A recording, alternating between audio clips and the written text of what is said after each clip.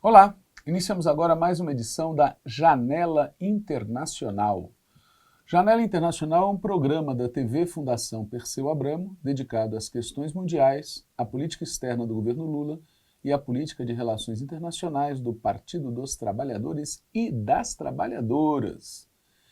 Esta edição de Janela Internacional está sendo gravada na manhã do dia 17 de fevereiro, mas só irá ao ar no dia 19 de fevereiro, por volta das 3 da tarde. Esta edição, como as anteriores, é composta de várias partes. Essa pequena introdução que eu farei, um panorama sobre a situação mundial que será feito pelo Fábio Alcuri, e teremos também duas entrevistas. Uma sobre a eleição no Equador, com Mônica Valente, e outra sobre Cuba, com Vanessa Nadotti. Meu papel aqui, como eu falei, é fazer uma breve introdução. E nessa breve introdução, quero fazer um convite para uma atividade que a Fundação Perseu Abramo, junto com a Universidade Federal do ABC, vai realizar nos dias 13 e 14 de março. Trata-se de um seminário internacional para marcar o processo de independência dos PALOPs. PALOPs, países africanos de língua oficial portuguesa. O seminário terá início no dia 13 de março pela manhã, com uma discussão sobre a trajetória de Guiné-Bissau. Dessa discussão participará o Miguel de Barros, que é um sociólogo, membro do Conselho para o Desenvolvimento da Pesquisa em Ciências Sociais de África. Isso, como eu disse, será no dia 13 de março, no período da manhã. No mesmo dia 13 de março, no período da tarde, teremos uma discussão sobre a trajetória de Angola. O nosso convidado será José Manuel Gonçalves, um pesquisador associado da Universidade Federal Fluminense e um investigador acadêmico acerca do assunto. No mesmo dia 13, que vem a ser uma quinta-feira, no período da noite, nós teremos uma discussão sobre a trajetória de Moçambique, com a participação do José Luiz Cabasso, que é um antropólogo e professor emérito da Universidade Técnica de Moçambique. No dia 14 de março, que vem a ser uma sexta-feira, será a vez de discutir a trajetória de Cabo Verde, com a participação de Vera Duarte. Vera Duarte é jurista e investigadora do Centro de Humanidades da Universidade Nova de Lisboa.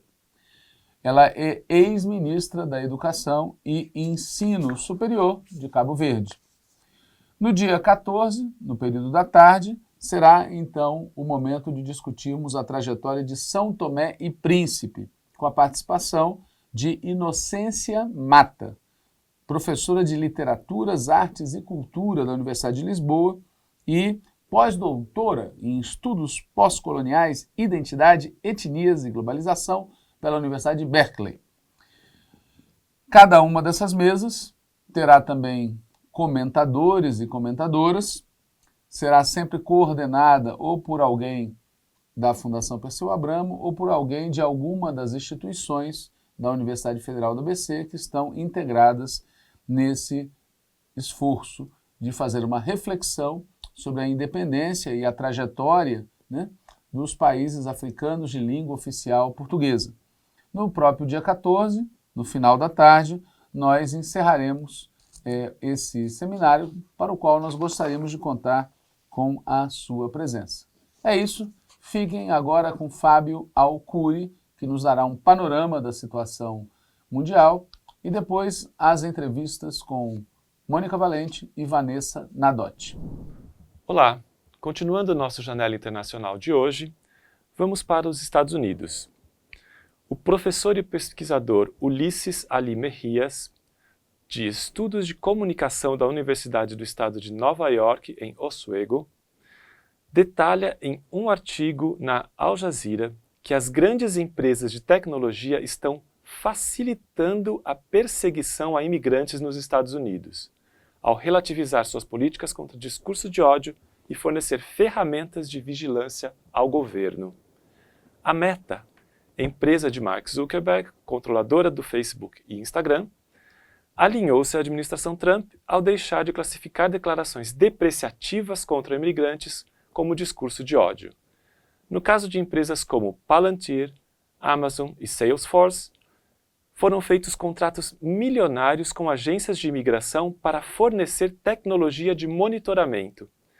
Desde 2020, o governo estadunidense gastou cerca de 7,8 bilhões de dólares em contratos com 263 empresas privadas para reforçar a vigilância de imigrantes. Entre as ferramentas utilizadas, o aplicativo SmartLink se apresenta como uma alternativa humanizada à detenção, mas na prática coleta dados sensíveis dos imigrantes, incluindo reconhecimento facial, impressões de voz e informações médicas. Além disso, o governo ampliou a coleta de DNA de imigrantes sob o pretexto de resolver crimes futuros, mesmo que estatísticas oficiais indiquem que imigrantes cometem, em média, menos crimes do que cidadãos nativos. Mejias afirma que a crescente aliança entre Big Techs e o governo na repressão a imigrantes representa uma fusão entre o poder das gigantes da tecnologia e a agenda política da extrema-direita, e defende que apenas a mobilização popular poderá barrar essa ofensiva e proteger os direitos dos imigrantes. Elon Musk, que comanda o Departamento de Eficiência Governamental, conhecido por DOGE, defendeu no dia 9 o fechamento de 2 veículos de comunicação financiados pelo governo dos Estados Unidos, a Radio Free Europe e Voice of America. Publicando em seu Twitter, Musk atacou as duas organizações dizendo que são ineficientes e gastam excessivamente o dinheiro dos contribuintes, além de serem de esquerda radical. Afirmou que ninguém mais as escuta enquanto custam $1 bilhão por ano ao contribuinte. Musk já havia criticado em outras ocasiões o financiamento federal de outras organizações de mídia como Politico, Associated Press e The New York Times, acusando-as de desperdiçar dinheiro público. No caso da Radio Free Europe, Radio Liberty, é uma corporação privada sem fins lucrativos que transmite e relata notícias, informações e análises para países da Europa Oriental, Ásia Central, Cáucaso e Oriente Médio, locais onde se acredita que o livre fluxo de informações é proibido pelas autoridades e não é totalmente desenvolvido. Transmite em 27 idiomas para 23 países e está sediada em Praga, na República Tcheca, desde 1995, tendo 21 escritórios locais em países em toda a sua região de transmissão. Também tem uma sede e um escritório corporativo em Washington. Já a Voice of America, conhecida como Voz da América, é o serviço oficial de radiodifusão internacional financiado pelo governo federal dos Estados Unidos e autorizado a operar exclusivamente fora de seu território. Sua programação é retransmitida em mais de 44 idiomas via rádio e 24 idiomas via televisão, por várias estações ao redor do mundo e está sob supervisão do Bureau Internacional de Radiodifusão, vinculado ao presidente dos Estados Unidos, o que teoricamente garantiria sua isenção perante a política externa estadunidense. Seus escritórios estão localizados em Washington. Trump designou Musk também para liderar uma auditoria nos gastos do Departamento de Defesa, o conhecido Pentágono. O objetivo é identificar fraudes e desperdícios que podem chegar a centenas de bilhões de dólares, dentro de um orçamento que somente este ano, até setembro, chegará a 895 bilhões de dólares. Há anos, democratas e republicanos têm criticado o desperdício do Pentágono, mas opositores dizem que a equipe de Musk não tem conhecimento e experiência necessários para reestruturar a instituição e alertam para o risco de exposição de programas confidenciais. Além disso, as empresas de Musk têm contratos bilionários com o Pentágono, levantando dúvidas sobre conflito de interesse. Um debate interno nos Estados Unidos avalia a capacidade da Suprema Corte servir como um contrapeso às políticas de Trump. Desde a posse, dezenas de processos judiciais desafiam algumas medidas impostas pelas ordens executivas do presidente. A depender do andamento dessas ações e dos recursos interpelados, em algum momento elas chegarão à Suprema Corte. Mas ainda há dúvida se os 9 magistrados irão impor algum controle à atuação do presidente. Atualmente, a Corte tem uma maioria conservadora em 6-3, sendo 3 destes juízes indicados no primeiro mandato de Trump. A capacidade da Suprema Corte dos Estados Unidos atuar como um contrapeso eficaz às ações do Executivo é considerada fundamental para determinar o equilíbrio de poder a nível federal e a preservação dos princípios constitucionais estadunidenses. Vamos agora para as tarifas, especificamente sobre aço e alumínio. No dia 10 de fevereiro, Donald Trump anunciou a aplicação da tarifa de 25% sobre todas as importações de aço e alumínio, e essa medida entraria em vigor já em 12 de fevereiro. A lista dos principais fornecedores de aço para os Estados Unidos em 2024 foi composta por Canadá, em primeiro lugar, com 25,3%, Brasil, em segundo, com 15,5%, México, com 14,7%, Coreia do Sul, com 9,8% e Rússia, com 5,1%. Esses 5 países juntos responderam por 70,4% das importações de aço dos Estados Unidos no ano passado. Além dessas novas tarifas sobre aço e alumínio, Trump planeja um sistema de reciprocidade, aplicando taxas equivalentes às que outros países impõem sobre produtos estadunidenses. As tarifas impostas após a equipe comercial e econômica do presidente estudar país a país as tarifas bilaterais e as relações comerciais. Estes estudos devem ser concluídos até 1º de abril. A proposta é que as tarifas recíprocas igualariam aquelas aplicadas por outros países e também teriam o objetivo de compensar barreiras comerciais não tarifárias como regulações, impostos de valor agregado, subsídios governamentais e políticas cambiais que dificultam o fluxo de produtos dos Estados Unidos para mercados estrangeiros. O etanol brasileiro é um dos produtos que pode ser afetado por essas tarifas recíprocas. Também já foram anunciadas tarifas sobre automóveis, que poderiam ser cobradas já a partir de 2 de abril. O esforço também pretende provocar negociações com alguns países para que reduzam barreiras comerciais. O anúncio das tarifas sobre aço e alumínio não demoraram muito para ser respondidos logo no dia seguinte. A União Europeia afirmou que haverá retaliação caso se concretize essa ameaça.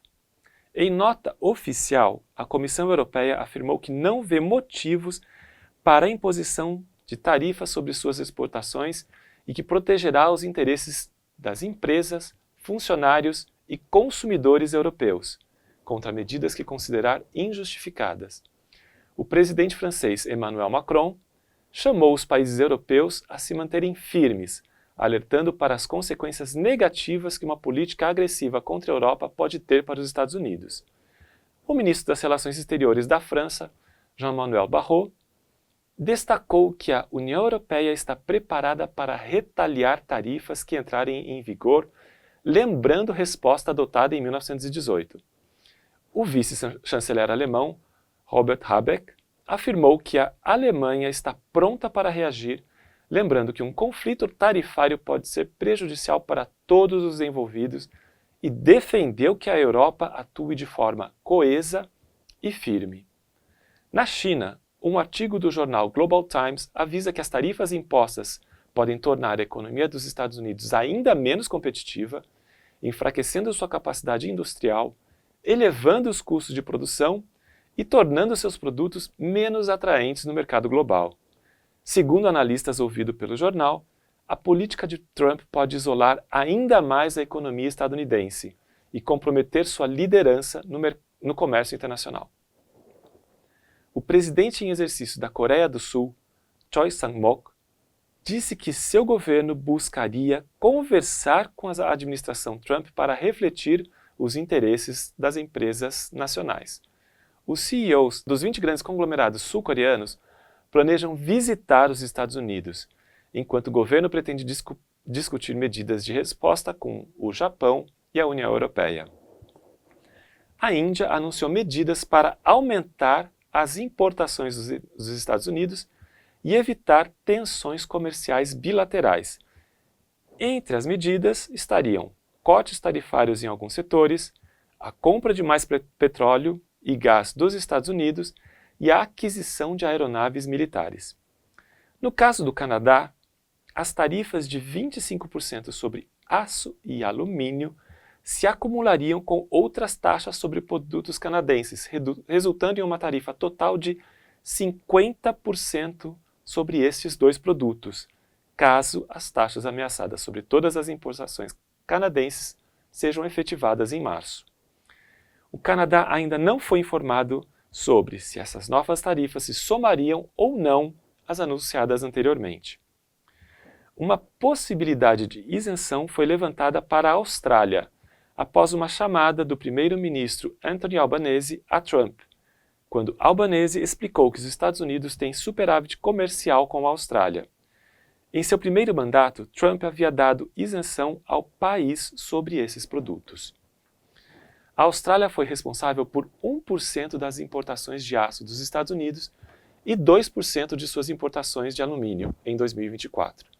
O país é um importante aliado de segurança dos Estados Unidos na região do Indo-Pacífico. Apesar de ser um pequeno exportador global de aço, é o maior exportador mundial de minério de ferro. Em 2024, o Brasil se tornou o segundo maior fornecedor de aço para os Estados Unidos, com 15,5% das importações totais do país, superando o México e ficando atrás apenas do Canadá. Essa ascensão ocorreu após a imposição de tarifas adicionais pelos Estados Unidos sobre o aço chinês, para proteger sua indústria contra práticas que considera desleais, levando a uma reconfiguração dos fluxos comerciais e ampliando a participação de Brasil e México, entre outros, no mercado estadunidense. Com o anúncio pelos Estados Unidos de revisar suas políticas comerciais, espera-se um impacto significativo sobre os principais fornecedores, incluindo o Brasil. As tarifas sobre aço e alumínio devem impactar grandes siderúrgicas brasileiras como Gerdau, Usiminas e CSN, que têm nos Estados Unidos um de seus principais mercados. Além das siderúrgicas, indústrias consumidoras de aço no Brasil também devem ser afetadas, pois a redução das exportações pode impactar o setor, que deverá acompanhar as próximas decisões dos Estados Unidos e avaliar estratégias para minimizar as consequências e manter a competitividade no mercado internacional. Há no Brasil diferentes opiniões sobre o que fazer frente ao tarifaço de Trump.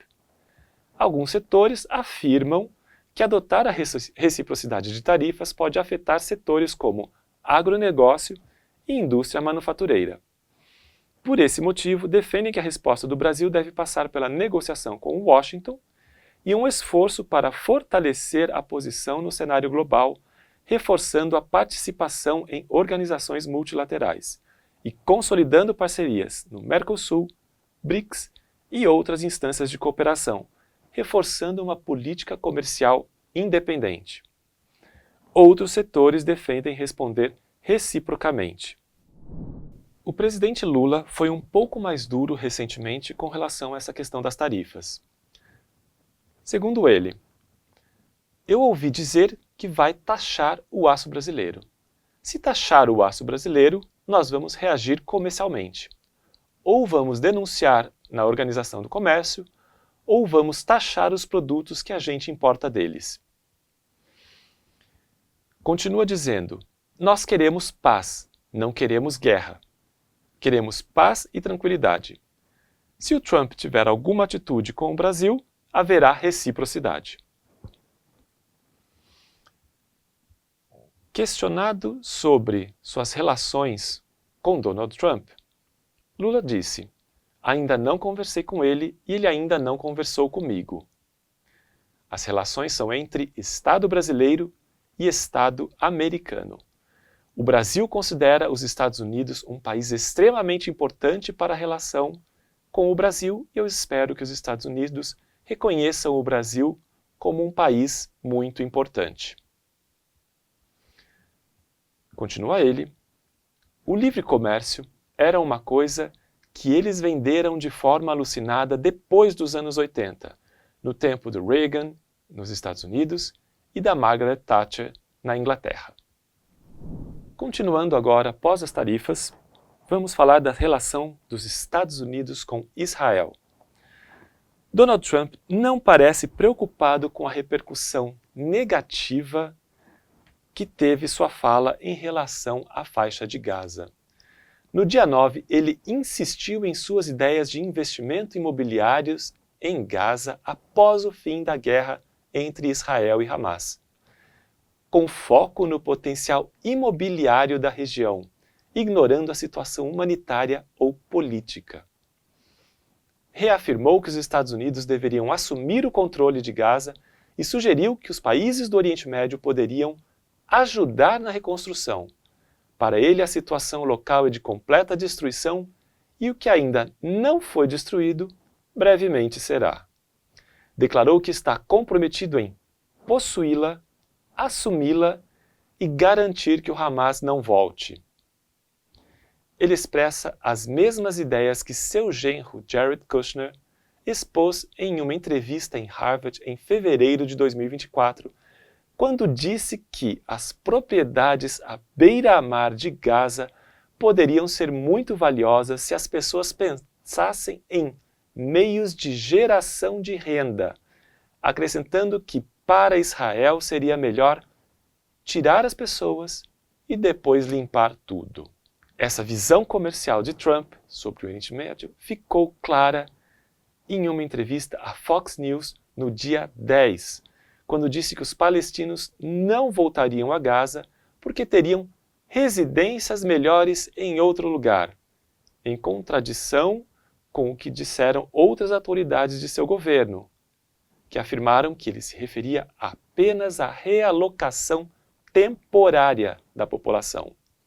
Em suas palavras, construiremos comunidades seguras um pouco longe de onde eles estão, de onde todo esse perigo está. Nesse meio tempo, eu possuiria isso. Pense nisso como um empreendimento imobiliário para o futuro. Seria um lindo pedaço de terra. Não precisaria de muito dinheiro. Apesar da insistência de Trump em sua posição, as críticas à proposta não pararam. No mesmo dia 9, Nevi Pillay, presidente da Comissão de Inquérito da ONU sobre o território palestino ocupado, afirmou: Trump demonstra uma ignorância lamentável sobre o direito internacional e as leis de ocupação.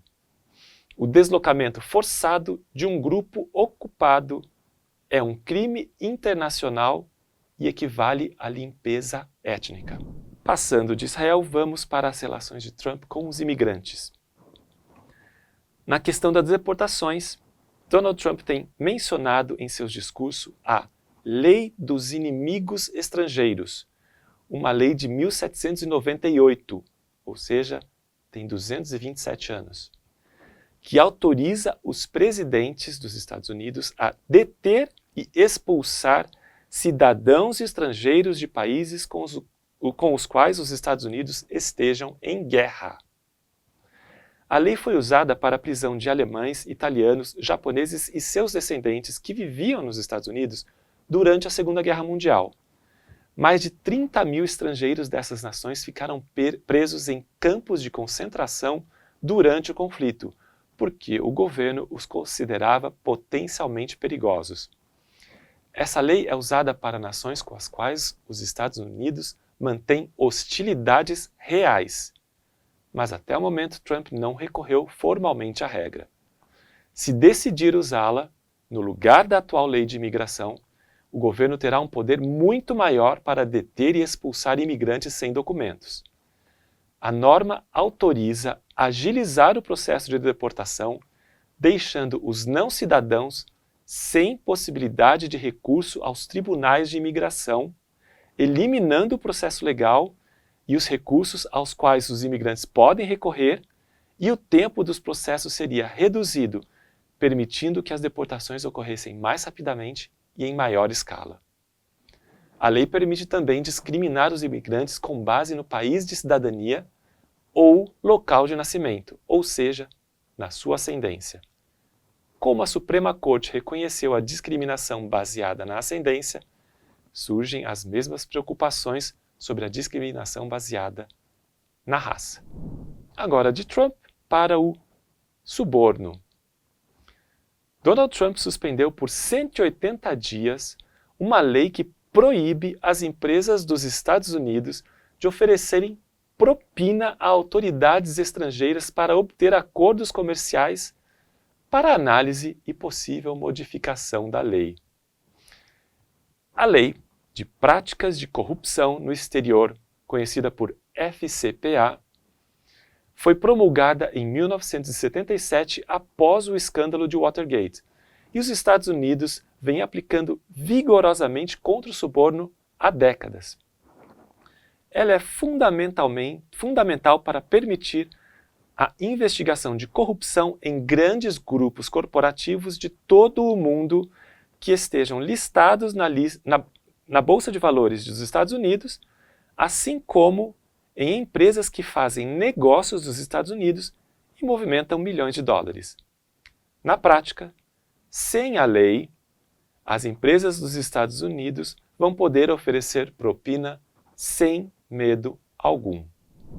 E agora, o que pensa a América Latina sobre Trump? A Latam Pulse, uma iniciativa conjunta entre Atlas Intel e Bloomberg, fez uma pesquisa para conhecer a expectativa da população em alguns países latino-americanos sobre a gestão de Donald Trump. As pesquisas foram realizadas em Argentina, Brasil, Chile, Colômbia e México. Seguem alguns resultados. Impacto geral da administração de Trump. Argentina, 47% esperam impactos negativos, contra 37% que veem efeitos positivos. Brasil, 40% negativos e 35% positivos. Chile, 53% negativos, 10% positivos. Colômbia, 47% negativos, 43% positivos. E México, 54% negativos, 33% positivos. O impacto sobre a democracia na região. Para a Argentina, 39% acham que irá fortalecer, 43% veem efeitos negativos sobre a democracia na região. Brasil, 38% veem impactos positivos e 49% impactos negativos. No Chile, 41% positivos, 42% negativos. Na Colômbia, 51% positivos, 34% negativos. E no México, 38% positivos e 47% negativos. Ou seja, a maioria enxerga Trump negativamente, mas ao mesmo tempo, muita gente diz querer aprofundamento das relações com os Estados Unidos. Nesse quesito, a Argentina, 44% é a favor de aprofundar as relações com os Estados Unidos e 47% é contra.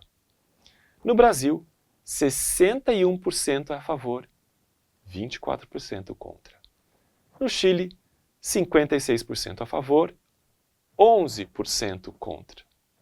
Na Colômbia, 82% a favor, 18% contra. E no México, 31% a favor, 34% contra. Trata-se de uma disputa. Frente a um inimigo mau e poderoso, lutar ou ceder? Vamos para o Brasil. Elon Musk, agora um representante de governo, usou seu Twitter para apoiar a convocação de atos no Brasil pelo impeachment de Lula em março. Com uma postagem simples, ele repercutiu a convocação pela rede, amplificando seu alcance. Em protesto, a presidenta do PT, deputada Gleisi Hoffmann, escreveu em suas redes: Elon Musk usando o X para comandar um protesto de bolsonaristas aqui no Brasil. Essa gente do inelegível não tem noção do que seja a palavra soberania. Bater continência para a bandeira dos Estados Unidos é pouco. Querem entregar de vez o país e nem se envergonham disso. Sobre a Argentina, agora, o setor de construção civil argentino apresentou números negativos em 2024, com uma queda de 27% no acumulado em relação a 2023. Essa queda foi acompanhada pela diminuição do emprego no setor. E a atividade industrial, em geral, encolheu 9,4% durante o ano. E ainda na Argentina, a promoção de Javier Milei à criptomoeda no dia 14 levantou suspeitas de participação do presidente em uma fraude no mercado de moedas digitais. Milei divulgou a criptomoeda Libra em seu Twitter, causando uma disparada em seu valor, que alcançou quase $5. No entanto, em poucas horas, caiu para $0,99, ou 99 centavos de dólares. Essa criptomoeda é chamada de shitcoin, ou memecoin, por ter alto valor especulativo e pouca utilidade real. A oposição do país reagiu chamando isto de um possível estelionato e estuda um pedido de impeachment.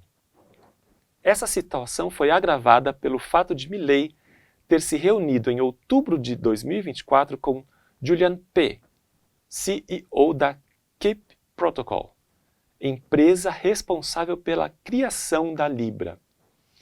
O encontro ocorreu no Hotel Libertador, um estabelecimento privado pertencente ao empresário Eduardo Elstein, com a presença do porta-voz do governo, Manuel Adoni, e de Maurício Novelli, cofundador da Tech Forum.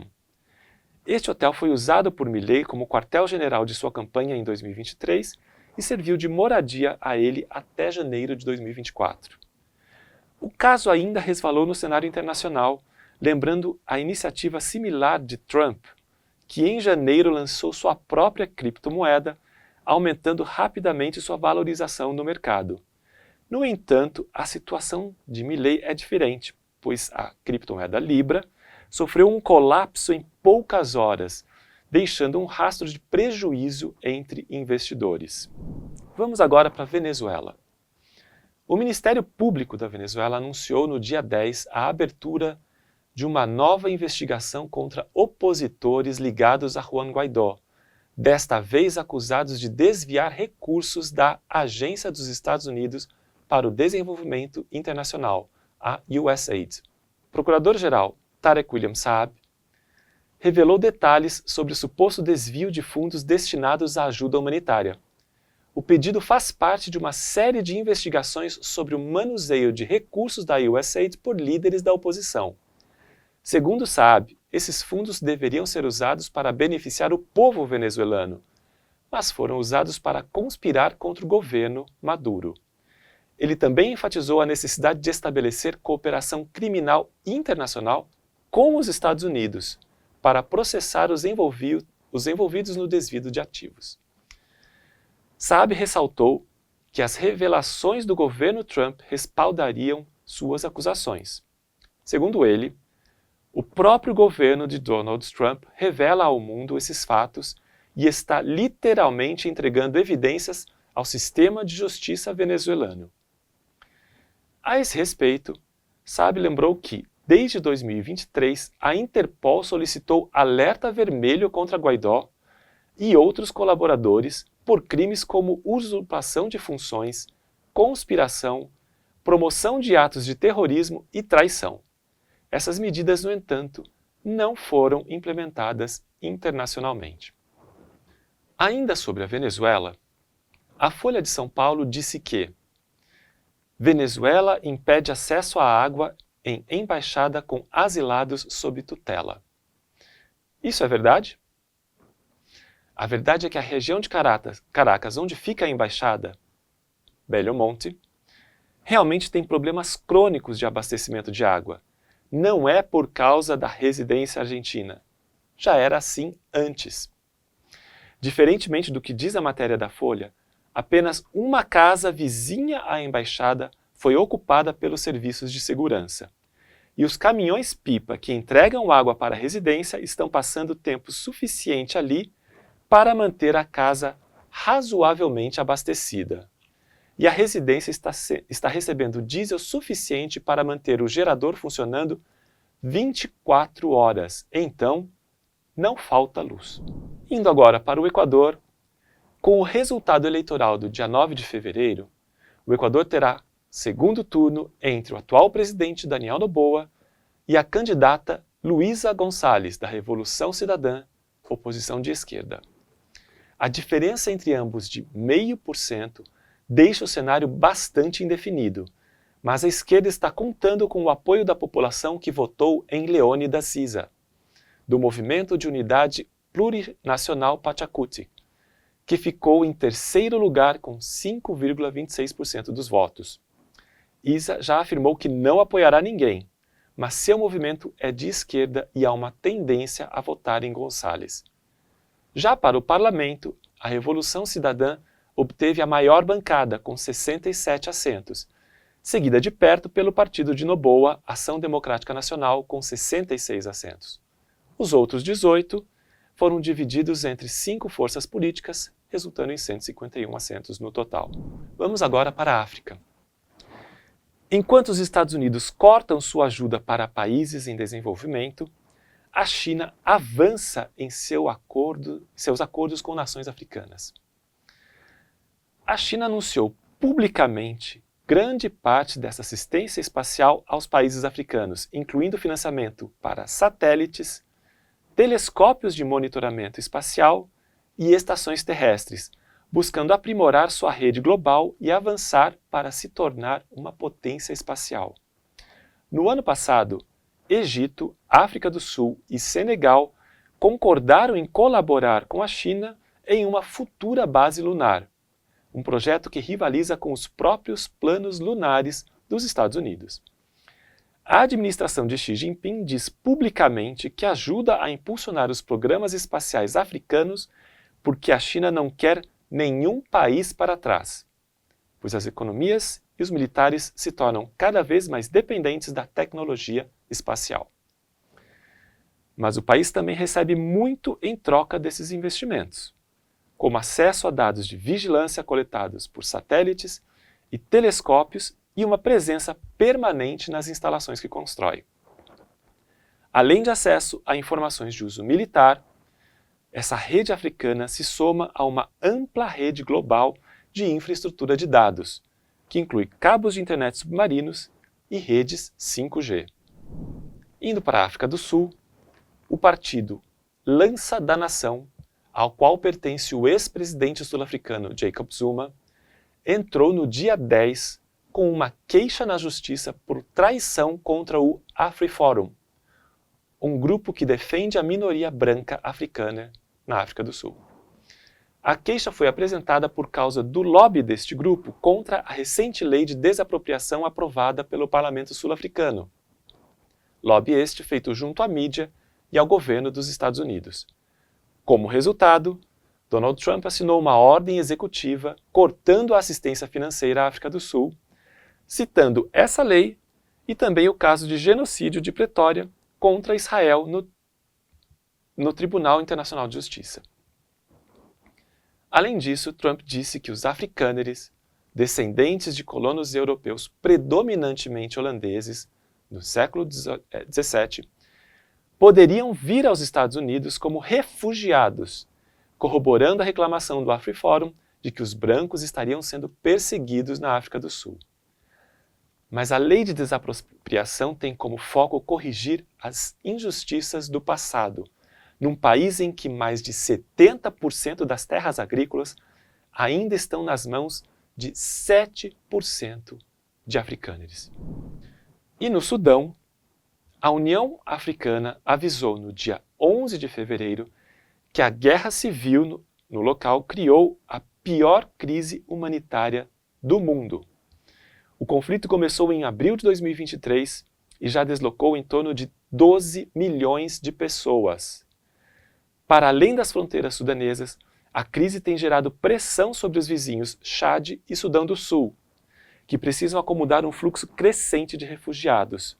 Segundo a ONU, mais de 3,5 milhões de pessoas fugiram do Sudão, fora milhões de famílias deslocadas internamente.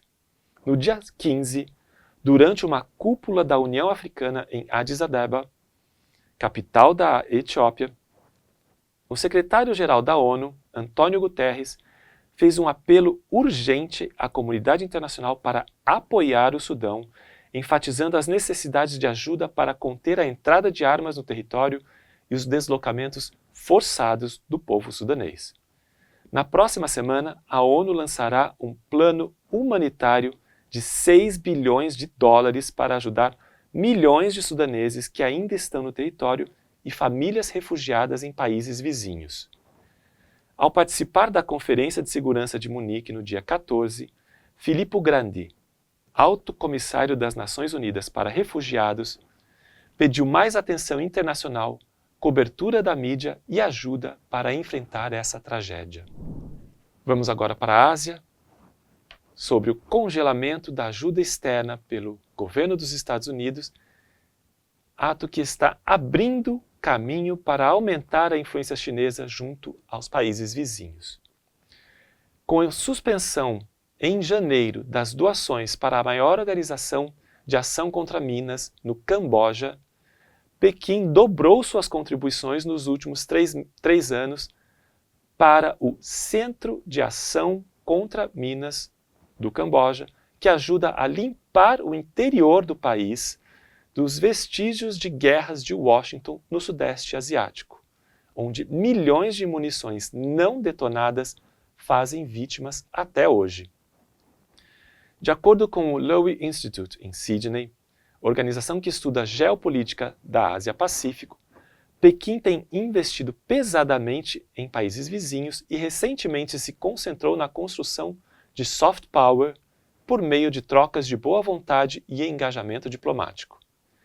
Em resposta a Reuters, um porta-voz do Ministério das Relações Exteriores da China disse que seu país ofereceu ajuda sem condições políticas e em alinhamento com as necessidades de seus parceiros. A cooperação chinesa com outros países em desenvolvimento permaneceria firme, independentemente das mudanças no cenário internacional, disse esse funcionário. Do outro lado da Ásia, na Palestina, com acusações de violação ao acordo de cessar-fogo por parte de Israel, o Hamas anunciou no dia 10 que iria adiar a libertação de reféns, que deveria ocorrer no dia 15 de fevereiro. O grupo acusou o governo israelense de atrasar o retorno das pessoas deslocadas ao norte de Gaza, alvejá-las com bombardeios e tiros em várias áreas e não permitir a entrada de comboios de ajuda humanitária. Depois do comunicado, um novo anúncio do Hamas, divulgado pela agência de notícias AFP, afirmava que o grupo indicava que poderia manter a troca de reféns. Por sua parte, Israel acusa o Hamas de não respeitar a ordem no qual os reféns seriam libertados e de orquestrar exibições públicas abusivas diante de grandes multidões antes dos reféns serem entregues à Cruz Vermelha. Antes disso, a delegação israelense que participava das negociações em Doha, no Catar, sobre a próxima fase de cessar-fogo, se retirou sem dar informações. O ativista e político palestino Mustafa Barghouti disse que Netanyahu está ameaçando voltar para a guerra. Netanyahu disse que nunca vai parar a guerra. Provavelmente isso significa que, após trazer os reféns, continuarão os massacres em Gaza. Na semana passada, a Anistia Internacional alertou que esforços sistêmicos para expulsar palestinos em Gaza podem constituir um crime contra a humanidade, alertando contra o uso indevido de ajuda humanitária e reconstrução necessárias como moeda de troca ou como meio de coagir os palestinos a sair de Gaza. Felizmente, no sábado, dia 15, a troca de reféns foi realizada, com a libertação de 3 pessoas pelo Hamas e 369 por Israel, o maior número desde o início do cessar-fogo. E especificamente sobre Israel, a Livraria Educacional, uma instituição cultural em Jerusalém Oriental, que vende livros sobre os territórios palestinos, foi atacada pela polícia de Israel no dia 10 de fevereiro, e 2 de seus funcionários, os irmãos Mahmoud e Ahmad Muna, foram presos e levados perante um juiz sob a acusação de vender livros que incitavam o ódio. Os 2 chegaram ao tribunal amarrados nos pés e nas mãos. Houve manifestação do lado de fora, com uma pequena multidão gritando "Não à censura" e "Israel é um Estado fascista".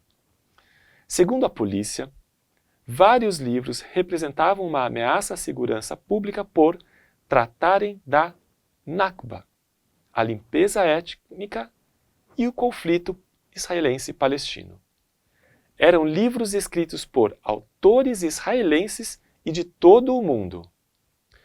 Para Nathan Troll, autor de um best-seller sobre a vida sob ocupação israelense, Israel é um Estado que durante décadas deteve milhões de pessoas desafiando seus direitos básicos simplesmente por serem quem são. Nenhuma democracia faz isso. O consulado francês, cujo representante estava no tribunal com colegas de outros 8 países, denunciou um ataque flagrante à liberdade de expressão e os valores democráticos fundamentais. Os 2 livreiros foram soltos no dia seguinte à sua presença no tribunal. Indo para a Europa, na Rússia, autoridades dos Estados Unidos e da Rússia devem iniciar conversas nos próximos dias sobre o fim da guerra na Ucrânia, depois que o presidente Donald Trump ligou para o presidente russo, Vladimir Putin, e declarou o início imediato destas conversas, deixando as autoridades europeias em choque. Lavrov e Rubio, em uma ligação no dia 15, iniciada pelos Estados Unidos, concordaram em manter contatos para resolver problemas nas relações bilaterais.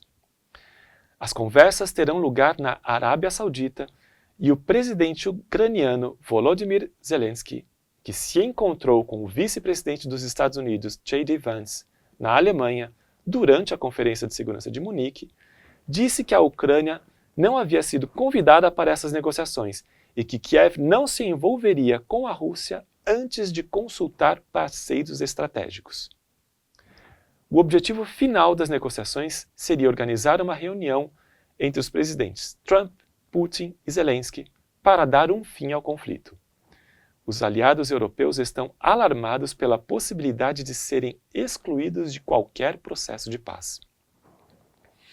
Ainda na Rússia, Dmitry Peskov, porta-voz do Kremlin, afirmou no dia 14 que seu governo não tem mais interesse de se unir ao G7, pois este grupo, segundo ele, perdeu significativamente a relevância no cenário mundial.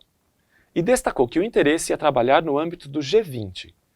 Essa declaração veio após o presidente Trump dizer que gostaria de que a Rússia voltasse ao grupo, que voltaria então a se chamar G8. A Rússia fez parte do G7 de 1997 a 2014, quando foi excluída após a reunificação com a Crimeia. Segundo Trump, essa expulsão foi um erro. De acordo com o governo russo, o G20 é um fórum que provavelmente reflete melhor as locomotivas econômicas do mundo. E sobre a Ucrânia, o ministro das Relações Exteriores da Rússia enfatizou no dia 10 que, embora Moscou estivesse pronta para negociações com a Rússia, os resultados só poderiam ser alcançados se as razões fundamentais por trás do conflito de quase 3 anos fossem resolvidas. Moscou rapidamente ressaltou que suas demandas continuam sendo a proposta apresentada em 14 de junho de 2024 quando Putin estabeleceu seus termos. A Ucrânia deve abandonar suas ambições na OTAN e retirar suas tropas de todo o território de 4 regiões ucranianas reivindicadas e controladas principalmente pela Rússia. E Donald Trump afirmou que pretende recuperar os recursos bilionários investidos pelo governo estadunidense na Ucrânia. Segundo ele, o país possui terras valiosas tanto em minerais raros quanto em petróleo e gás. E Trump gostaria de ver garantido o retorno pelos gastos nesse país. Ele mencionou que teria solicitado um ressarcimento de 500 bilhões de dólares em minerais raros e que a Ucrânia concordou em fornecer essas garantias. Também ressaltou que os Estados Unidos não podem continuar pagando os custos da guerra como fizeram até agora. Vamos para a Oceania. Mac Brown, primeiro-ministro das Ilhas Cook, uma nação do Pacífico Sul, visitou Pequim entre os dias 10 e 14 de fevereiro para assinar um acordo de parceria estratégica com a China no mais recente sinal da crescente influência chinesa sobre as ilhas do Pacífico Sul. Esta parceria abalou as relações de décadas entre Ilhas Cook e Nova Zelândia, que neste ano de 2025 comemoram 60 anos de um acordo de livre associação, que garante à Nova Zelândia uma grande influência sobre esse arquipélago, especialmente na área de política externa. O acordo entre as Ilhas Cook e a China é um plano de ação conjunta para uma parceria estratégica abrangente, que expandiria as oportunidades econômicas, garantindo a soberania e os interesses nacionais da nação insular. Brown enfatizou que o acordo não envolve questões de segurança e defesa. Estados Unidos, Austrália e Nova Zelândia estão cautelosos com a crescente influência da China no Pacífico, desde que Pequim assinou um acordo de segurança com as Ilhas Salomão em 2022, que permitia a presença da polícia chinesa para treinar a força policial real das ilhas, que equivaleria ao exército local. A China foi um parceiro econômico essencial das Ilhas Cook de 2008 a 2022, de acordo com o banco de dados da think tank Lowy Institute, que é sediada em Sydney. A Nova Zelândia, com 219 milhões de dólares, foi o maior contribuinte para essas ilhas, mas a China, com 112 milhões de dólares, foi a segunda maior fonte de assistência externa do país, mais que o dobro da participação da Austrália. Enquanto isso, os Estados Unidos contribuíram com apenas 95 mil dólares para as Ilhas Cook ao longo desses mesmos 14 anos. Essa assistência financeira ajudou as Ilhas Cook a sediar, por exemplo, a reunião de líderes do Fórum das Ilhas do Pacífico em 2023. No passado, China e Nova Zelândia fizeram parceria para ajudar as Ilhas Cook a desenvolver um grande projeto de abastecimento de água por meio de um acordo tripartite, o primeiro acordo desse tipo feito por Pequim. Sobre o acordo de livre associação com a Nova Zelândia, este permite que as Ilhas Cook administrem assuntos domésticos e internacionais enquanto dependem da Nova Zelândia para assistência financeira e defesa. Os cidadãos das Ilhas Cook têm passaporte e são considerados cidadãos neozelandeses. Embora tecnicamente livres, esse acordo inclui regras para consulta regular sobre política externa, especialmente em questões de segurança e estratégicas, para desenvolver seus acordos internacionais. Wellington, por esse acordo, tem obrigação constitucional de responder a solicitações de assistência com relações exteriores, desastre e defesa, mas um porta-voz do Ministério das Relações Exteriores de Nova Zelândia disse que seu governo espera que o governo das Ilhas Cook consulte Wellington sobre quaisquer acordos que possam ter implicações estratégicas e de segurança. No entanto, especialistas dizem que o acordo de livre associação deixa espaço para as Ilhas Cook entrarem em qualquer parceria com a China. Além disso, O acordo assinado pelas Ilhas Cook de parceria estratégica com a China, esse acordo abrangente, é o mesmo que a Nova Zelândia tem com a China há mais de uma década.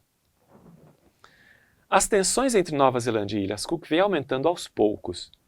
Em dezembro de 2024, a nação insular retirou uma proposta para ter passaporte próprio, que havia sido fortemente rejeitada pela Nova Zelândia, que alertou o governo das ilhas para a perda de cidadania neozelandesa automática e uma independência total. A Nova Zelândia expressou preocupações sobre a falta de transparência que diz ter cercado o acordo das Ilhas Cook com a China, argumentando que esses grandes acordos internacionais devem ser discutidos com antecedência e que seu país foi pego de surpresa. Brown insiste que o acordo é puramente econômico, mas a Nova Zelândia o vê como uma afronta ao acordo diplomático entre as duas nações. Analistas disseram que o acordo com a China pode estar acendendo preocupações maiores do governo neozelandês sobre a presença de Pequim numa região de sua influência, particularmente o investimento chinês na mineração marítima e o desenvolvimento de instalações portuárias. Recentemente, a Nova Zelândia teve outra tensão na região. Em janeiro deste ano, autoridades do país disseram estar reconsiderando a ajuda para Kiribati, outra nação insular, após o cancelamento abrupto de uma reunião planejada entre o ministro das Relações Exteriores da Nova Zelândia, Winston Peters, e o presidente de Kiribati, Taneti Maamo. Peters disse que foi informado que Maamo não poderia recebê-lo apenas uma semana antes da viagem planejada, e disse que a Nova Zelândia revisaria toda a cooperação para o desenvolvimento com Kiribati como resultado desse cancelamento. A Nova Zelândia contribui com 58 milhões em ajuda ao desenvolvimento para Kiribati, ou contribuiu entre 2021 e 2024, de acordo com números oficiais. Ruth Cross-Kwansin, membro do parlamento de Kiribati, negou que seu país tenha tentado esnobar a Nova Zelândia, insistindo que o cancelamento da reunião foi devido a mudanças no protocolo. Segundo ela escreveu, embora a Nova Zelândia tenha todo o direito de revezar seu programa de ajuda a Kiribati ou a qualquer país em desenvolvimento, é crucial que esses tipos de decisões sejam baseados em processos de desenvolvimento genuínos e não usados como uma ferramenta de pressão política. As tensões aumentaram desde que Kiribati assinou uma série de acordos bilaterais com a China em 2019, quando a nação mudou a lealdade diplomática de Taiwan para a China. Desde então, a China financiou vários projetos locais de infraestrutura, incluindo melhorias de estradas e instalações de energia solar. Em janeiro de 2020, Kiribati também se juntou à iniciativa Cinturão e Rota da China. E um acordo de segurança com as Ilhas Salomão seguiu uma decisão de 2019 dessas ilhas de abandonar o reconhecimento de Taiwan e, em vez disso, reconhecer Pequim como o único governo legítimo da China.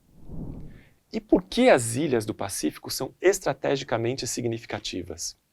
As ilhas do Pacífico Sul formam um grupo de 14 pequenas nações insulares, excluindo Austrália e Nova Zelândia.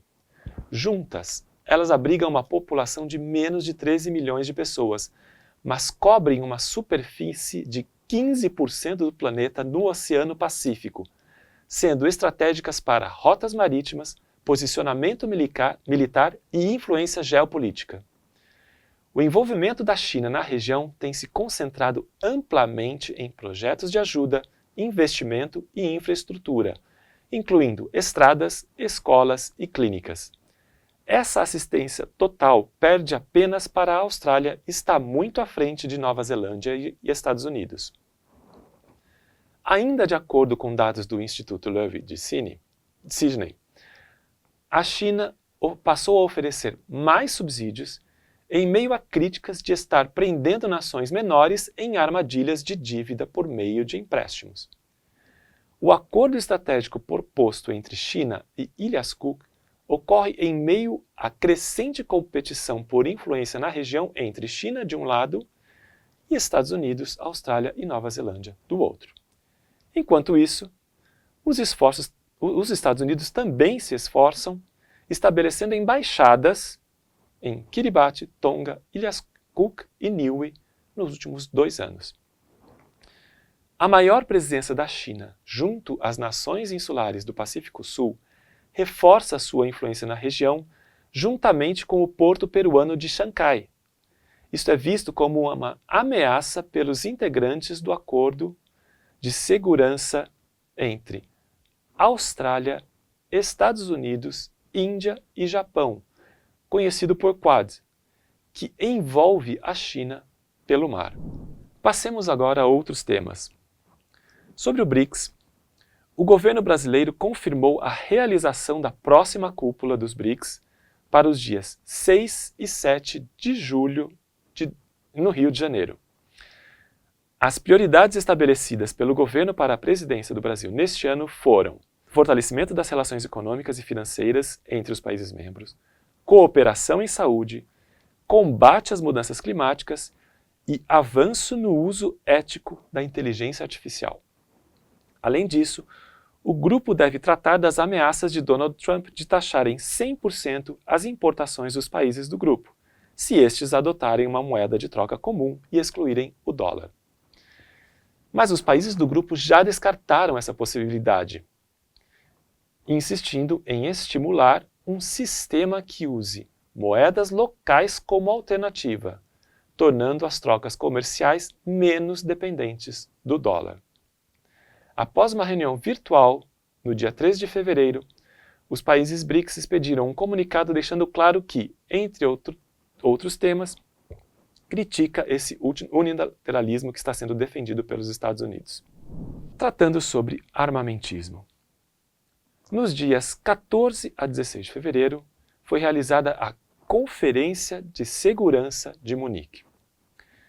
Segundo o site do evento, o objetivo da conferência é construir confiança e contribuir para a resolução pacífica de conflitos, sustentando um diálogo contínuo, organizado e informal dentro da comunidade de segurança internacional. Há uma ampla participação com representantes de governos, personalidades de organizações internacionais e não governamentais, representantes de alto escalão da indústria, mídia, academia e sociedade civil. Este ano, o encontro foi marcado pelo discurso pouco aplaudido do vice-presidente dos Estados Unidos, J.D. Vance, que afirmou que a maior ameaça sobre a Europa não é a Rússia ou a China, mas o que chamou de afastamento dos valores fundamentais de proteção à liberdade de expressão e a falta de controle sobre a imigração. Após o discurso, Vance se encontrou com Alice Weidel, líder da extrema-direita Alternativa para a Alemanha e candidata por seu partido nas próximas eleições de 23 de fevereiro. A conferência foi acompanhada por uma manifestação popular contra a OTAN, a indústria armamentista e de guerra e o fornecimento de armas a Kiev. Os protestos também chamaram por mais democracia, diversidade e desarmamento. Também manifestaram sua objeção à instalação de mísseis de médio alcance dos Estados Unidos na Alemanha a partir de 2026. Paralelo a isso, foi realizada uma manifestação de apoio à Ucrânia, com pedidos para a continuação de apoio a Kiev, tanto a nível financeiro como militar. No momento em que ocorre a Conferência de Segurança de Munique, o Instituto Internacional de Estudos Estratégicos divulgou os gastos globais com defesa de 2024.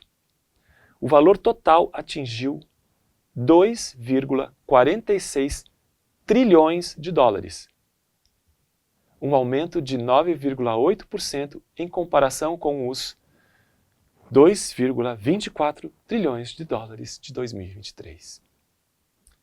Somente na Europa, os gastos aumentaram 11,7% em termos reais, atingindo 457 bilhões de dólares, o 10º ano consecutivo de crescimento. O crescimento europeu foi superado pelo aumento da Rússia, com 41,9% em termos reais. Lembrando que a Rússia está em guerra. Esse valor atingiu estimadamente 145,9 bilhões de dólares, mas quando atualizado para paridade de poder de compra, os gastos militares da Rússia totalizaram 462 bilhões de dólares em 2024, ultrapassando a Europa. Na América Latina e Caribe, as despesas somaram 59,5 bilhões de dólares, com aumento real de 4,1%. Mas esse valor ainda está abaixo dos gastos pré-pandemia. Na África subsaariana, o crescimento continuou prejudicado pela alta inflação e severa depreciação cambial, com os orçamentos regionais de defesa caindo 3,7% em termos reais. A agência de notícias Sputnik relatou que o presidente Donald Trump quer realizar uma reunião com China e Rússia sobre redução de arsenais nucleares. Vamos acompanhar. Com isso, terminamos a Janela Internacional desta quarta, de 18 de fevereiro. Fiquem agora com Vanessa, sobre Cuba, e com Mônica Valente, sobre Equador. Olá, meu nome é Vanessa Nadotti, trabalho na Fundação Perseu Abramo, no Centro de Memória. Vim relatar a viagem que eu fiz com a nossa diretora, Ellen Coutinho, diretora responsável pelo Centro de Memória na Fundação Perseu Abramo, para Cuba. Nós duas fomos visitar o Centro de Memória Fidel Castro e também participar da 6ª Conferência pelo Equilíbrio do Mundo. A conferência se realizou entre os dias 21 a 31 de janeiro e nós fizemos uma visita ao Instituto Fidel Castro antes da conferência.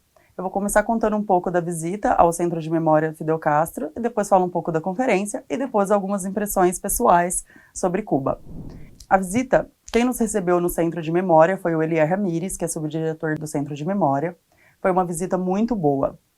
Nós visitamos com o intuito de conhecer outros lugares, né, enfim, de conhecer outros centros de memória, para poder fazer uma troca técnica, né, de informações e aprender, né, com eles e com as coisas que eles estão desenvolvendo. O Centro de Memória, lá, diferente do Centro de Memória que nós temos aqui, ele tem um caráter bem museológico. É uma visita que começa numa casa antiga, né, do século XVIII, e ela foi adaptada para receber esse conteúdo museológico. A gente entra, tem 2 andares, e temos ao todo 11 salas de visita nesse Centro de Memória. Todas elas com muito artefato que remete à vida pessoal e militante do Fidel Castro. Quando a gente entra no Centro Fidel Castro, a gente vira à esquerda e entra numa sala onde tem algumas medalhas, algumas informações de condecorações do Fidel durante toda a sua vida militante. Já nos mostra essa sala a importância do Fidel para o país, para o povo cubano, enfim, e a gente já fica muito impressionado com as peças que tem ali, alguns bustos também que ele ganhou, né, enfim, de outros presidentes, de outros países. Já um ambiente muito bonito. Depois a gente segue, né, sai da sala, vira à direita e já vai para outra experiência muito imersiva. A visita toda no Centro Fidel Castro, ela tem essa característica muito importante. Ela é uma experiência imersiva. O tempo todo você está rodeado de materiais que faz você ter a sensação de que você está ali do lado do Fidel Castro. É muito legal essa experiência. Quem puder ir, indico a todos, claro. E todo momento tem muitos painéis, tem muita interação tecnológica, tem muita novidade tecnológica, é muito rica a experiência, muito cheia de detalhes. Começa mostrando a vida do Fidel Castro desde menino, né, desde criancinha, até eles conseguiram fotos desses momentos, eles têm muitos registros fotográficos. Então a gente vai vendo através dos painéis cronológicos toda a formação do Fidel Castro, as leituras que ele faz, os bilhetes que ele escrevia, enfim, tudo muito bem acondicionado, nas temperaturas ideais, né, no clima ideal, tudo muito bem tratado e cuidado, tudo muito bem pensado. Todas as salas a gente vai passando por períodos, alguns períodos mais biográficos, outros períodos mais militantes. A riqueza imersiva, a gente participa nos momentos de uma experiência audiovisual, assim, mas dá uma impressão de ser muito imersiva mesmo. Você fica ali imerso, vendo o vídeo da atuação militante dele. Em alguns momentos eles fizeram uma recriação das batalhas, enfim, do povo cubano ali contra os Estados Unidos, na Revolução Cubana, e é muito interessante essa abordagem, assim, em termos, né, de visita. É muito legal, foi uma experiência muito importante. Os momentos finais, a gente entra num outro cenário audiovisual, numa outra salinha, com depoimentos sobre Fidel Castro, de pessoas, de personalidades políticas, e eu saí de lá totalmente emocionada, chorando, porque realmente a gente vê a importância que ele teve para Cuba e pro mundo, né? Enfim, a gente resistir e enfrentar o imperialismo, enfim, essas formas de opressão. É muito interessante mesmo, a visita foi muito rica em todos os aspectos, para mim, tanto para mim quanto para Ellen. Como tem esse caráter museológico que eu tinha dito no início, eles apresentam muitas peças, ali tem uma reprodução, né, dos objetos, tem a goiabeira que o Fidel Castro usava, enfim, é toda uma série de documentos riquíssimos, de interação tecnológica muito rica, muito à frente do que a gente está acostumado aqui nos centros de memória. Bom, a visita foi essa, é uma experiência, acho que a principal característica que me marcou é isso, que é uma experiência imersiva, que é feita para você sentir mesmo ali, né, você compartilha das emoções, você entende algumas razões, você lê as coisas que o Fidel escrevia, você tem contato com as coisas pessoais dele, então tem essa característica muito emocionante.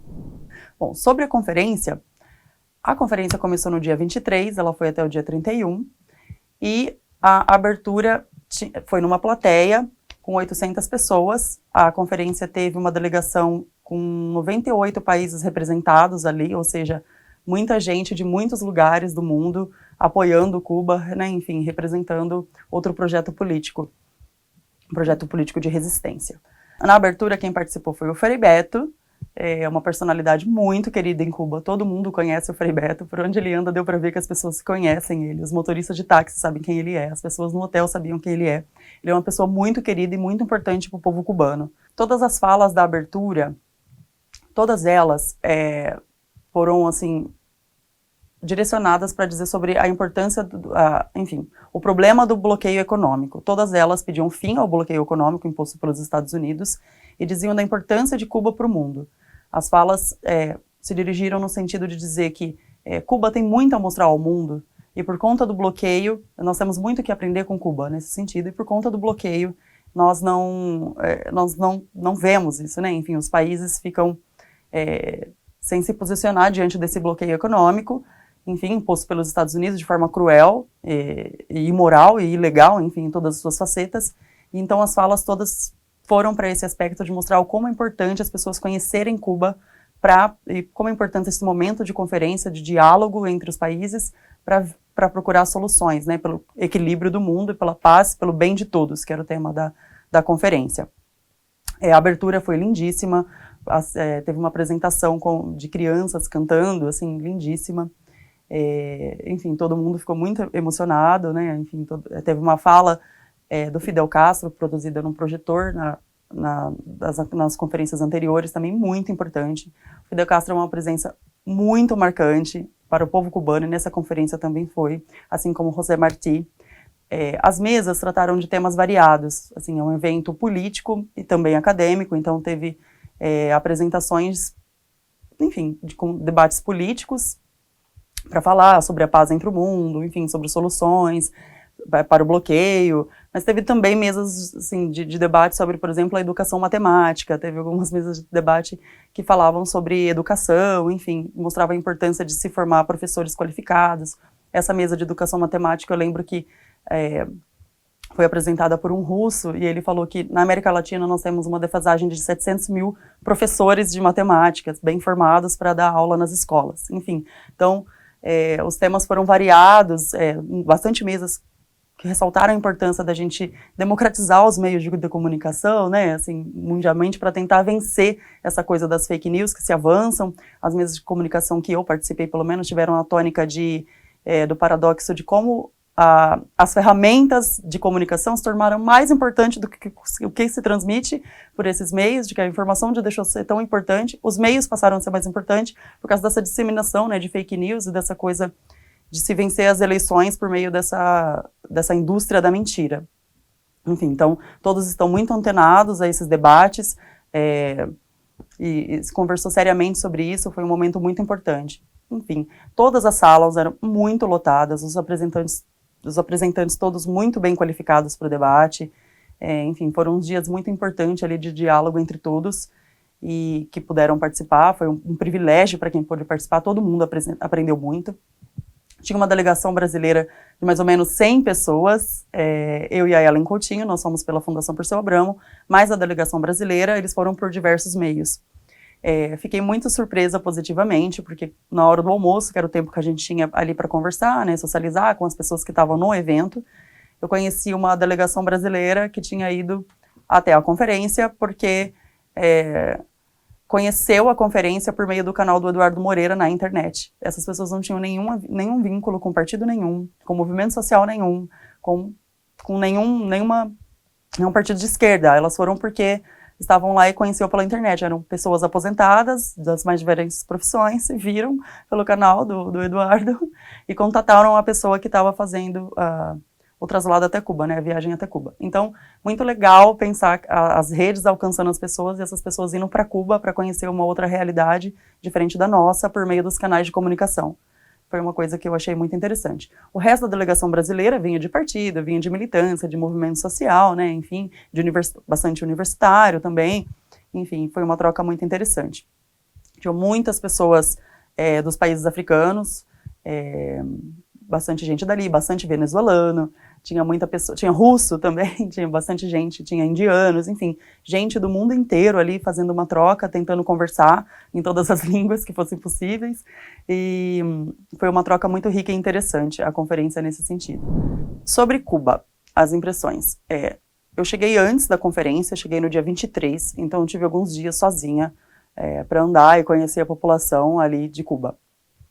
Então, tudo que eu disser aqui vai ser impressão pessoal, né? Não é uma opinião, assim, uma elucubração bem elaborada e formada, é uma impressão pessoal da viagem que eu fiz. Eu fiquei em Habana Vieja, que é o bairro do Centro Histórico, lá em Havana. Fiquei num Airbnb, na casa de uma família, que aluga quarto. E a impressão que eu tive, logo quando eu cheguei, é uma realidade muito diferente que a nossa, né? Uma realidade diferente da nossa, mas muito parecida ao mesmo tempo. As pessoas são extremamente solidárias, extremamente prestativas, todo mundo te ajuda, aquela coisa que lembra o jeitinho brasileiro de acolhimento mesmo. Todo mundo muito educado. A minha primeira impressão, o meu primeiro impacto foi sobre a segurança pública, sem dúvida. Nós, aqui no Brasil, a gente viaja, né, eu viajei com medo o tempo todo de assalto, muito medo de roubo, ficava andando com a bolsa segurando no meu peito, como se a qualquer momento eu fosse ser assaltada, abordada, como é aqui em São Paulo, onde eu moro. Dá medo, né, de andar pela rua, andar pelo centro. O centro de Habana Vieja lembra muito o centro de São Paulo. É o mesmo perfil, assim, de pessoas circulando, bastante gente, só que aqui em São Paulo a gente tem medo de ser roubado ou furtado. Lá, fiquei o tempo inteiro tensa com isso, achando que isso poderia acontecer. Não aconteceu, não vai acontecer e não acontecerá. A segurança pública realmente existe, você não vai ser roubado. Não, assim, não é que não haja, né, enfim, pode ser que tenha, mas é uma outra educação, é realmente uma outra cultura. A iluminação pública à noite depende dos estabelecimentos comerciais. Tem bastante turismo em Cuba, então é tudo bem iluminadinho ali no centro e nas ruas no geral, mas assim, não tem aquela iluminação pública como nós conhecemos aqui. Então, andando ali na cidade, às vezes dava medo, você pensava, tá escuro, vou me proteger, mas não é necessário, você não vai ser roubada. As pessoas andam ali com total segurança. E eu estava sozinha, né, andando à noite, mulher, eu tinha medo de tudo, medo de abordagem, medo dos homens virem me abordar. Isso se passou rapidamente, no segundo dia eu já estava bem mais tranquila, no terceiro então totalmente tranquila, porque você vê que é outra cultura, são outras pessoas, eles não vão te roubar, não vão te abordar dessa maneira como a gente acha, enfim, que vai acontecer aqui no Brasil. É uma outra educação mesmo, um outro comportamento mesmo. Então, o meu primeiro impacto foi sobre a questão da segurança pública. Alguns amigos que já tinham ido para Cuba, já tinham me falado, mas, às vezes assim, nós viajamos com medo, a gente vai enfim, com essa sensação de ficar segurando a bolsa aqui. Não, isso não existe, não acontece, não vai ter. Enfim, andamos à noite ali com total segurança e, enfim, e sempre interagindo muito bem com as pessoas, com muita tranquilidade, é um outro mundo. Outro impacto, acho que o segundo impacto, foi conversando com as pessoas. A população, pelo menos com as pessoas que eu tive contato, né, enfim, não é um dado de uma pesquisa séria elaborada, mas é muito impressionante como as pessoas são politizadas. As pessoas são muito politizadas. Todo mundo conversa com você, todo mundo tem muita informação sobre acontecimentos internacionais, o que está acontecendo no mundo. Sabem o nome dos presidentes, eles sabem muita coisa, parecem pessoas que leem, que sabem o que está acontecendo, né, enfim. Então, quando eles descobrem que eu sou brasileira, eles falavam do Lula, falavam muito bem da Dilma, mas muito bem da Dilma com um carinho especial, do Lula com muito carinho, claro, mas um carinho de algumas pessoas pela Dilma, eu senti um carinho ainda muito mais especial do que pelo Lula. E, enfim, sabem sobre os acontecimentos do mundo, né, como estava dizendo, então eles sabem o nome dos presidentes. O Trump, todo mundo sabe quem é o Trump, ninguém se engana a respeito do Trump. Por mais que as pessoas lá tenham alguma crítica ao governo, ao próprio governo cubano, eles sabem muito bem quem é a esquerda, o que ela representa, o que o Trump representa, o que o Bolsonaro representa. Todo mundo sabe que o Trump é retrocesso político, o Bolsonaro é retrocesso político, e que a esquerda mundial tem que se unir. É a conversa da população, das pessoas na rua, das pessoas simples, das pessoas que estão ali vendendo coisa, dos motoristas de táxi. Todo motorista de táxi. Eu conversei bastante com todos, porque aqui no Brasil, né, enfim, a gente conversa também, lá conversa também. Só que a diferença daqui e lá é essa politização. Todo mundo tem muita noção sobre a importância do Estado intervir na vida da população. Isso é muito claro para todo mundo. Algumas conversas com algumas pessoas me mostraram isso claramente, isso ficou muito evidente. Um exemplo, conversando com um motorista de táxi, ele me disse que eles eram livres para viajar para onde eles quiserem, em qualquer parte do mundo. No entanto, os países negavam visto para eles, porque os países tinham medo de que eles não voltassem. E, na verdade, eles querem voltar, porque eles são cubanos, eles gostam de Cuba, e eles querem voltar. Mas que os países, né, enfim, como o Brasil, muitos citaram o Brasil, acabavam negando o visto. Isso, quem disse foi o motorista. E aí ele disse, mas é importante que o mundo saiba que aqui em Cuba, nós temos consciência da importância social do trabalho. Eu perguntei, nós estávamos conversando, eu em português, ele em espanhol, então eu perguntava coisas dele também para entender a tradução. Ele disse, por exemplo, aqui em Cuba estão estudando uma lei para que os médicos formados aqui, eles trabalhem 8 anos sem poder sair do país, porque eles têm que devolver para a sociedade o que eles ganharam gratuitamente do Estado. A educação aqui é pública, então eles estudam com o nosso esforço, com o trabalho do povo, com o dinheiro do povo, então esse conhecimento ele tem que retornar para a sociedade. Isso era muito claro para ele, assim, e depois que ele me disse isso, claro, quis conversar isso com outras pessoas lá em Cuba, e todo mundo dizia a mesma coisa, isso é um consenso.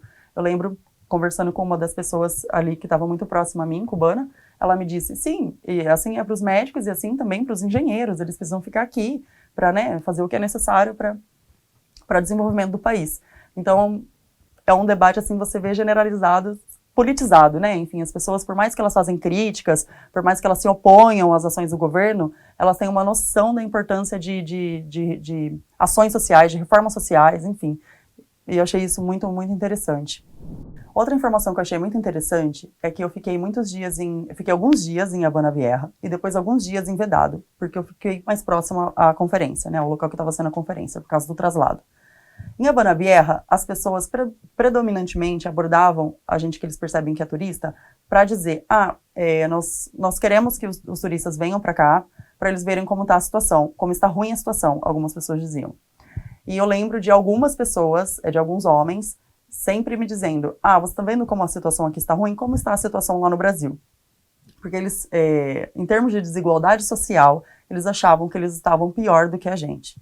Não é absolutamente verdade. Teve um deles que eu estava em frente a um lugar chamado Passeio do Prado, e é uma praça, como se fosse uma praça, um corredor comprido, muito bonito.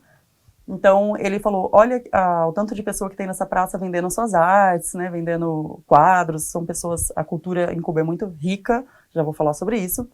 E ele me disse isso num tom um pouco negativo. Que bom que os turistas vêm para cá, porque nós queremos que eles vejam como está a situação aqui, como está a desigualdade. Ele disse, em São Paulo, no Brasil é assim. Eu falei, olha, eu moro em São Paulo, minha realidade diz respeito a São Paulo, mas em São Paulo a coisa é muito ruim. Tem pessoas dormindo na rua, tem pessoas, enfim, né, assim, sem o mínimo de dignidade. E ele ficou muito espantado de saber isso, porque ele pensava que lá era muito ruim. E quando eu disse, olha, no Brasil as pessoas, né, você anda numa praça paralela que essa, eu dei o exemplo do Minhocão aqui no Brasil, e ele ficou horrorizado de saber que tinha as pessoas que dormiam na rua e que não tinham o que comer. E ele me disse, né, esse era um vendedor, ele me disse, não, aqui nós não vemos essa pessoa, todo mundo tem o que comer. Andando pelo centrinho de novo, sentada numa pracinha, sentaram algumas pessoas ali, que eles perceberam que era turista, para conversar. A mesma tônica. Que bom que os turistas estão vindo para cá para eles verem como está a situação. De novo falaram, tá vendo como é ruim, como tem coisa ruim, como a gente está passando um pouco de necessidade. Eu perguntei sobre essa coisa da fome, se passava fome. Não, não se passa fome. E falei de novo isso, falei, olha, no Brasil, né, enfim, nós temos programas, políticas públicas muito eficientes no combate à fome, nos governos de esquerda, claro, o governo Lula, e a minha leitura da minha realidade, restrita onde eu moro, é São Paulo, e lá as pessoas dormem na rua. Isso para eles soa como inconcebível, não é parecido com aqui no Brasil, para eles é inconcebível que outras pessoas não tenham onde morar, não tenham o que comer. Então, por mais que tenha um avanço de desigualdade, a pessoa não pode chegar a esse nível de falta de dignidade. Essa foi uma coisa muito interessante que eu vi em Cuba. Andando pelas ruas, durante a conferência e também andando pelas ruas em Cuba, como turista, eu senti um ressentimento, um pouquinho por parte da população, que é extremamente politizada, como eu disse. E também durante a conferência, durante algumas falas, eu senti um pouco de ressentimento em relação ao Brasil, porque nós somos o maior país da América Latina e espera-se de nós, ainda mais estando num governo de esquerda, que nós tenhamos um posicionamento mais firme em relação ao bloqueio, em relação aos laços de solidariedade, de fazer ações, né, políticas concretas contra o bloqueio e de solidariedade internacional. Isso é uma coisa que as pessoas conversam na rua. Poderia ser um assunto só político, onde tinha personalidades políticas como na conferência, mas não, é um assunto que as pessoas conversam na rua, né, assim, a população não fala isso de forma de queixa, mas diz, assim, o Brasil, nós gostamos muito dos brasileiros, acho que por isso que eles lembram bastante da Dilma, e lembram bastante do Lula, claro, mas eu senti essa tônica de um pouco de precisamos vencer junto a questão do bloqueio, né, enfim, os latino-americanos ainda mais unidos. A presença de bastante venezuelanos, eles comparam a gente bastante com os venezuelanos. Nós temos muito laço de solidariedade com os venezuelanos. Eu senti isso, assim, não um tom de cobrança, mas, enfim, de fato, de pedir uma firmeza maior contra o bloqueio econômico. Cultura. Eu sou turista, então eu fiquei em Cuba como turista, apreciando o turismo, né? Vamos dizer assim, os lugares que turista vai. Então, a impressão que eu tive, conversando com as pessoas, ficando na casa de família, eu fiquei na casa de uma família, depois saí para ficar próximo ao evento, e depois voltei para uma casa de família, porque eu passei o final de semana lá, em Havana, na volta. Então, nesses 5, 6 dias que eu fiquei conversando com as famílias, hospedada na casa delas, eu senti essa tônica de educação. Todo mundo tem orgulho de dizer o quanto as pessoas têm acesso à escola, e o quanto elas podem fazer a universidade pública e quanto tudo é muito gratuito. Eles têm orgulho disso. Outra coisa que eles têm muito orgulho é do acesso à cultura. De poder tocar instrumento, de aprender a tocar instrumento, de todo mundo parece ter um instrumento na casa, todo mundo parece saber tocar instrumento. Um ou mais instrumentos, isso é uma coisa muito legal, muito rico. E onde você vai, você conversa sobre músicos, sobre música, sobre poema, sobre literatura, todo mundo, é isso que eu disse, todo mundo muito bem informado, todo mundo conhece artistas, conhece música de uma maneira muito profunda, né, enfim, que eu não tinha nenhum capital cultural para conversar com essas pessoas, assim, nesse sentido da música, né, enfim, são profundos conhecedores, assim, todo mundo sabe quem é quem, e, enfim, e não só de Cuba, mas em termos internacionais. Por fim, a impressão que eu tive como turista, alguns dias eu fiquei hospedada no hotel, e a impressão que eu tive como turista é de que nós estamos realmente vivendo num período, nós somos turistas que fazem turismo predatório. Eu tive essa impressão. Enquanto Cuba está trabalhando para preservar o que eles têm de natureza, de recurso, eles têm muita consciência sobre a necessidade de se economizar recurso energético, por exemplo, se você não está numa sala, você apaga a luz. Banho, só o necessário de água que você vai gastar. Para lavar as coisas, idem, é só o necessário, é só aquele tempo necessário, aquele recurso necessário. Os turistas que eu convivi ali no hotel têm uma outra mentalidade, tomei um banho demorado, vou encher a banheira. Então, eu vi assim, enquanto nós, turistas, né, enfim, eu vi turistas holandeses, vi estadunidenses, vi, enfim, de diversas partes do mundo, tem essa consciência de turismo predatório, assim, tem essa consciência não, tem essa postura de turismo predatório, de ir nos lugares não para conhecer, para apreciar, para desfrutar, mas para consumir o lugar. Enquanto o cubano, ele não tem essa postura, ele não tem essa mentalidade sobre o próprio lugar. E você associa isso quando anda pelas ruas e vê muito lixo, porque parece ter uma defasagem de coleta, né, de lixo pública. Mas parece uma defasagem ali em Habana Vieja, eu não sei qual é a dificuldade, mas acredito que seja porque as ruas são muito pequenas, enfim, dificuldade de passar caminhão aqui como no Brasil. O cenário é bem parecido com o centro de São Paulo, como um parâmetro. E mesmo assim, a população é muito consciente sobre o descarte. Sacolinha. Se eles te veem com uma sacolinha, eles lembram que é para deixar no lixo, que é para jogar no lixo, ou para você reutilizar. Então tem essa consciência de uso e de não consumir o lugar, não destruir o lugar que o turista, no geral, essas pessoas, né, enfim, parece ter sobre o mundo. Vai num lugar e deixa o lixo ali que você levou. Enfim, os cubanos não me parecem, no geral, ter essa cultura. Foi uma impressão muito positiva que eu tive deles. Por fim, outra impressão que eu fiquei, como, né, enfim, uma visão política, mas também em poucos dias que eu fiquei e permaneci, Cuba faz um milagre. Diante do bloqueio econômico, o que eles fazem é de extrema eficiência, porque realmente o bloqueio prejudica eles em muitos aspectos. O bloqueio que os Estados Unidos impõem é criminoso, é realmente criminoso, e que o governo cubano consegue fazer é um milagre. Para quem não gosta desse termo, pensar nos termos religiosos é assim, uma eficiência, porque o povo cubano realmente, eles estão vivendo uma situação muito difícil em termos de bloqueio, mas, mesmo assim, eles são um povo que resiste. Isso para mim ficou muito evidente em todos os níveis. Muito solidário, é isso. Você vive bem, você passeia bem, você tem segurança, você encontra uma população extremamente politizada, extremamente culta, extremamente bem informada, que está comendo bem, está vivendo bem, né, e que vai à escola. Isso foi um dado muito, assim, diferente do Brasil, que eu senti que é o lugar onde eu vivo. Então, eu saí de lá com essa impressão de que o que eles fazem é um milagre, assim, Cuba resiste e tem que continuar resistindo. Um dia dos meus passeios, eu estava andando por Vedado, essa região que eu fiquei durante o evento da conferência, eu estava andando para ir almoçar, estava distraída e comecei a ouvir alguns gritos. Eu olhei e era comigo, e eram nos seguranças que estavam na embaixada. Eu fui atravessar a rua para andar, né, atravessando a rua e distraída, ouvi alguns gritos e eu estava atravessando para a calçada da embaixada estadunidense sem perceber que eu estava ali, eu não sabia que era ali a embaixada. Pediram para eu sair daquela calçada, não pode andar na calçada da embaixada dos Estados Unidos.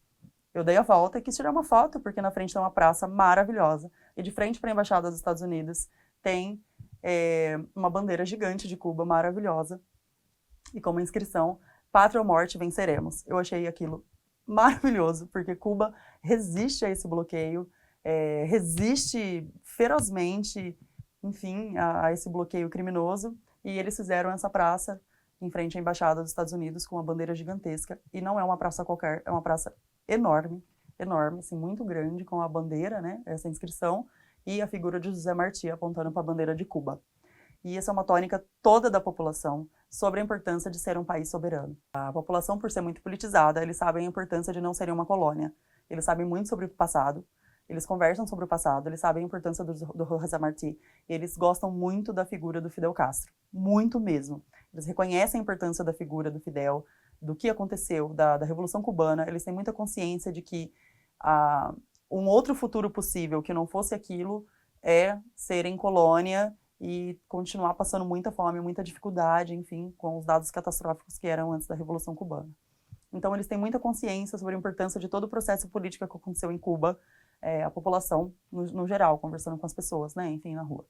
Então, essas impressões que eu fiquei sobre Cuba, sobre Havana, eu só fiquei em Havana todo o tempo, eu não fui para outro lugar. Então, a impressão que eu fiquei foi essa, a população extremamente politizada, com segurança, com educação, com cultura, enfim, é uma viagem muito importante se fazer e conhecer Cuba. Oi, gente, saudações petistas a todos e a todas, nesse maravilhoso dia de um verão intenso aqui no nosso país. Hoje eu estou aqui para falar das eleições presidenciais equatorianas.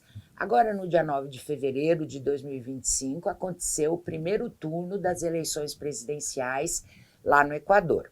Muita gente pode perguntar, mas não teve eleição presidencial no Equador há 1 ano e 8 meses, 1 ano e meio atrás? Aí eu comento, sim, teve, tem toda a razão. É que naquele momento, era o ano de 2023, o então presidente, que era o banqueiro Guilherme Lasso, ele tinha graves acusações de lavagem de dinheiro, ele é um banqueiro, e tudo indicava que a Assembleia Nacional ia abrir um processo de impeachment contra ele.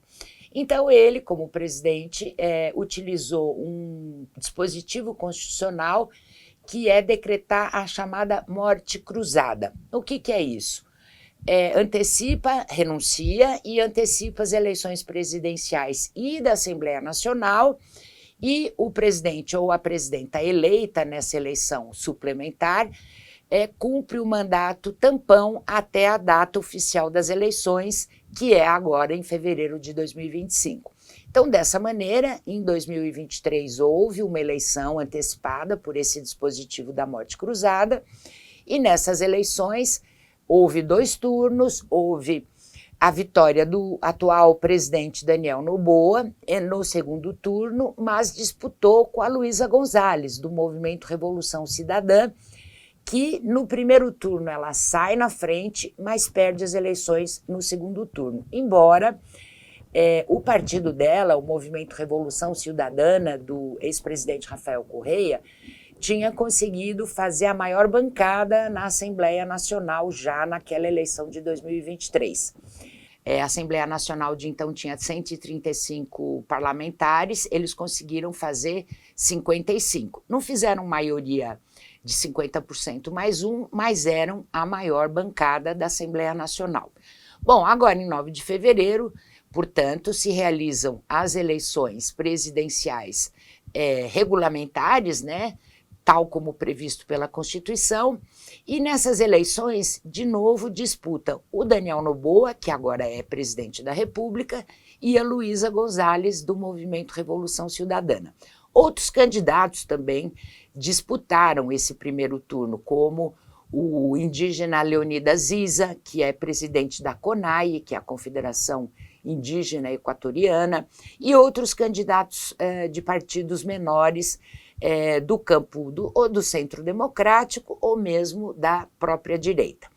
Bom, essa eleição eu estive lá dia 9 de fevereiro no Equador, em Quito, como acompanhante internacional, representando o nosso partido e o Foro de São Paulo. E nesse processo de acompanhamento, a primeira coisa que eu queria ressaltar é que o clima lá em Quito era um clima muito silencioso, muito amedrontado, coisa que eu não tinha visto em outras eleições que eu já acompanhei lá naquele país, que é um país muito bonito, é um país muito amoroso, né? As pessoas são muito simpáticas. Mas por que esse clima? Porque o Daniel Noboa, o presidente que disputa a reeleição, ele militarizou toda a segurança pública, sob o argumento de combater o narcotráfico e a violência no Equador. De fato, o Equador, que era um dos países mais seguros da América Latina, de uns anos para cá se tornou mais inseguro pelo crescimento do narcotráfico, e se suspeita que o narcotráfico se utiliza para a lavagem de dinheiro dos bancos oficiais. Inclusive, essa era uma das acusações que tinha contra o ex-presidente, o banqueiro Guilherme Lasso, que poderia ter dado origem ao processo de impeachment. Mas esse processo de militarização que foi feito pelo Daniel Noboa transformou o Equador num país muito triste, muito infeliz. Eu estava lá, acompanhei isso, e havia uma dúvida muito grande nas pesquisas, porque o atual presidente, Daniel Noboa, através dos meios jornalísticos, empresariais e majoritários, vendia a ideia de que ele ia ganhar no primeiro turno essas eleições. E haviam outras pesquisas que diziam que não, que havia muitos indecisos, cerca de 14% a 16% de indecisos, e que tudo podia acontecer. Vale lembrar que o Equador tem quase 13 milhões de eleitores e eleitoras. Então, o que aconteceu no dia da eleição? De fato, o presidente Daniel Noboa não ganha em primeiro turno. Ele, inclusive, solta uma pesquisa de boca de urna dizendo que ele tinha ganho no primeiro turno. Isso não se confirma, foi um vexame muito grande, tanto é que lá no QG da campanha do Daniel Noboa não houve nenhuma comemoração, porque conforme a apuração prosseguia, ia ficando claro um empate técnico, e quase a Luísa Gonzalez passa na frente dele. As apurações até o momento indicam que ela vai para o segundo turno, e ele também, com apenas 18 mil votos de diferença, o que para um eleitorado de quase 13 milhões é muito pouco, é menos do que 0,1%. Enfim, tudo isso foi uma briga midiática, uma guerra midiática de narrativas, como a gente até está acostumado a assistir também aqui no nosso país e em outros países, mas o fato é que esses supostos 16% de indecisos talvez não estivessem indecisos, talvez já tivessem feito a sua escolha, mas não declaravam nas pesquisas exatamente por esse clima de medo, de militarização, de policiamento ostensivo, pelo menos na cidade de Quito, onde eu fiquei. Mas esse processo eleitoral também foi muito marcado por aspectos muito complicados de desrespeito à Constituição equatoriana. Por exemplo, a Constituição diz que o presidente que concorre à reeleição tem que se licenciar e deixar o vice ou a vice-presidente exercer a presidência do país. O Daniel Noboa não fez isso. Inclusive brigou com a vice-presidenta que foi eleita com ele em 2023, ela renunciou, então ele simplesmente nomeou outra vice-presidenta para ocupar o cargo nos momentos em que ele saía para alguma atividade eleitoral. Isso é um flagrante desrespeito à Constituição. Primeiro, que ele não pode se licenciar por momentos. A Constituição é clara nesse sentido, ele tem que se licenciar do cargo. Segundo, muito menos nomear uma vice-presidenta da turma dele, amiga dele. E isso tudo foi questionado junto ao Conselho Nacional Eleitoral, ao Tribunal Eleitoral Constitucional, e nem o Conselho Nacional Eleitoral, nem a Corte Constitucional tomaram providências em relação a isso. Não se posicionaram, não condenaram e também não aprovaram. Então, meio que também em compasso de espera, o que é também inconstitucional e ilegal. Bom, isso tornou a eleição bastante eivada de inconstitucionalidades, de ilegalidades, o uso da máquina. Ele aprovou, o Daniel Noboa aprovou uma bolsa de $400 para 80 mil jovens de dezembro a fevereiro, dezembro do ano passado a fevereiro desse ano. Uma bolsa para ajudar as pessoas, esses jovens, a sobreviverem. O que a gente sabe muito bem é uma coisa que se chama compra de voto, que é dar $400 por 3 meses, justamente nos meses que antecedem as eleições. Também os partidos de oposição e o Partido da Revolução Cidadana questionou isso judicialmente, inutilmente.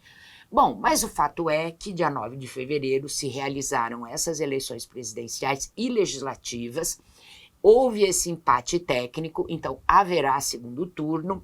Esse segundo turno vai ser no dia 13 de abril de 2025.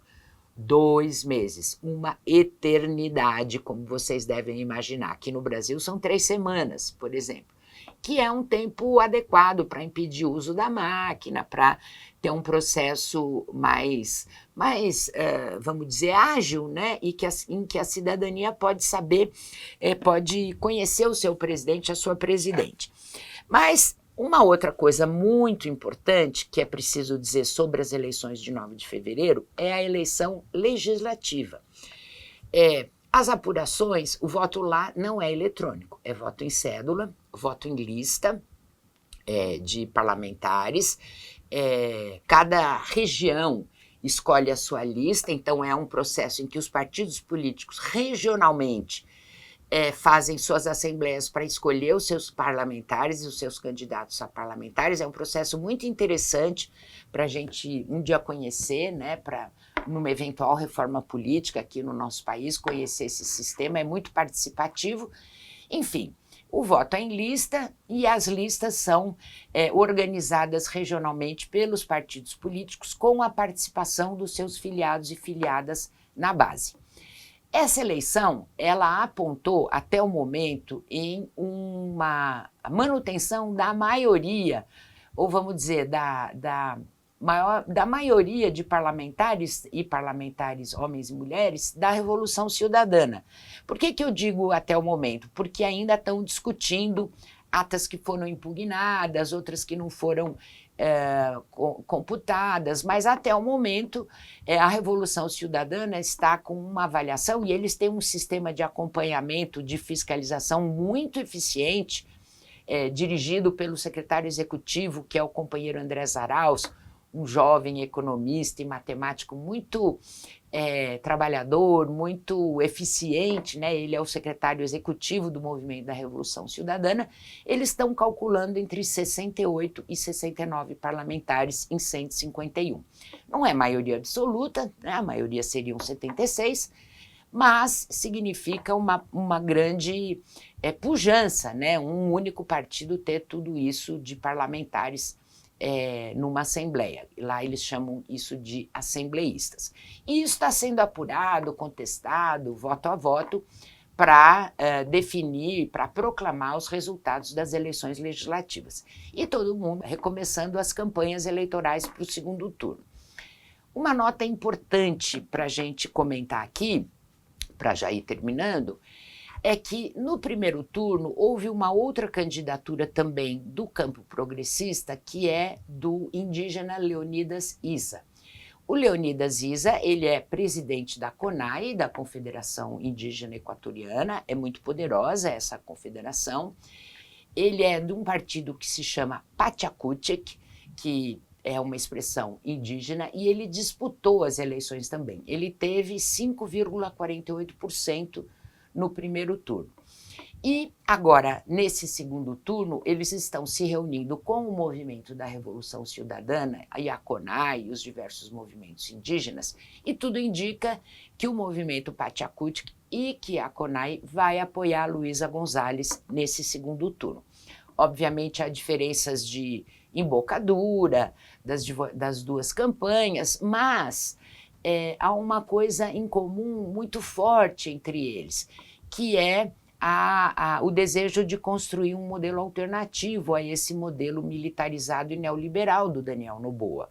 Né? Inclusive, antes das eleições, muito antes das eleições, durante o ano passado, eles fizeram várias reuniões, várias plenárias conjuntas dos dois partidos políticos, do Pachacutic e do Revolução Ciudadana, chegaram a um programa político em comum, lógico, com algumas diferenças, porque senão não teriam disputado com duas candidaturas, mas um programa em linhas gerais em comum para o Equador para os próximos 4 anos. Então, tudo indica que nós vamos ter o apoio do Pachacutic e do movimento indígena. É lógico que isso não é total, isso as pessoas também vão se posicionando, mas é um fato político muito relevante para o Equador, porque, de fato, há diferenças entre o governo, o movimento Revolução Ciudadana, o partido, e o Pachacutic, mas eles conseguiram a proeza de construir uma unidade programática e uma unidade, inclusive, para derrotar o fascismo e o autoritarismo que significa o Daniel Noboa, a continuidade do Daniel Noboa. O Daniel Noboa foi um dos poucos presidentes latino-americanos que foi na posse do Trump lá nos Estados Unidos. E, para terminar, eu apontaria ou relembraria que recentemente ele fez um decreto, o Daniel Noboa, antes das eleições, permitindo a ação de forças armadas estrangeiras no Equador, no país dele.